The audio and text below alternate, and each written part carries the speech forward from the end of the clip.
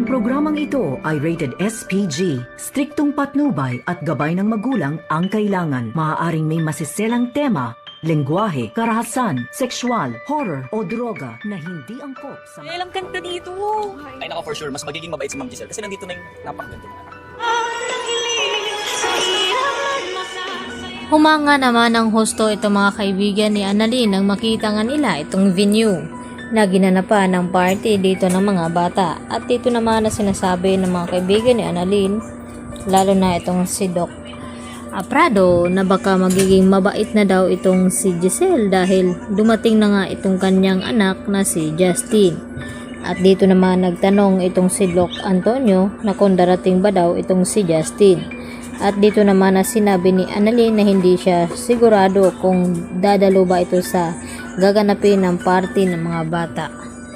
At maya maya nga ay dito dumating itong coordinator at sinabi na may nauna pa daw sa kanya na dumating. At walang iba kundi ito ngang si Justin, at nagulat itong si Annalyn na bigla palang dumating itong si Justin dito nga sa gagawing party.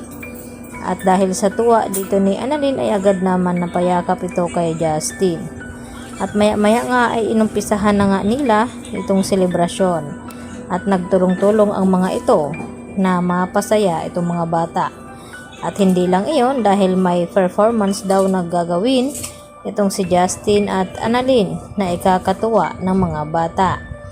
At napilitan namang sumayaw itong si Justin at wala na nga siyang nagawa dahil gusto nga ni Annalyn na makasama siya alang-alang nga dito kay Don Pepe. Samantala, hindi nakaligtas na makarating dito kay Eric ang balita na nakipagkasundo na nga itong si Justin sa kanyang ina na si Giselle. At hindi rin mapigilan itong si Eric na puntahan itong si Justin at pilit na paalisin dahil may flight nga daw sila papuntang US. At dahil nga napatawad na ni Justin ang ina na si Giselle, ay ang gusto niyang mangyari na iwanan na ito at tumuloy na nga papuntang US. Dahil gusto rin naman ni Justin na makasama ang ina, ay dito naman na sinagot niya itong kanyang ama na sa huling pagkakataon ay gusto rin naman niyang maranasan na magkaroon ng ina na makakasama. At tila nagalit ng husto itong si Eric at hindi na rin mapigilan ni Giselle na makialam at nakiusap dito kay Eric na kahit ngayon lang Pasko ay makasama niya itong kanyang anak. At ganoon din naman ang ginawa ni RJ at pinakiusapan itong si Eric na sana pagbigyan itong mag-ina na mag-enjoy sa araw ng Pasko. At dito na nga, nawala na rin nagawa itong si Eric at umalis na lamang. At dito na sinabi kay Justin na ang bilis daw nitong magpatawad sa kabila ng lahat na nagawa nga siyang ipaampon at ipinamigay ng kanyang ina. At dito naman nagpaliwanag itong si Giselle kay Justin na hindi niya nga ito sinasadya noon na ipamigay siya at ipaampon dahil napilitan lamang siya dahil sa takot dito nga sa kanyang ama.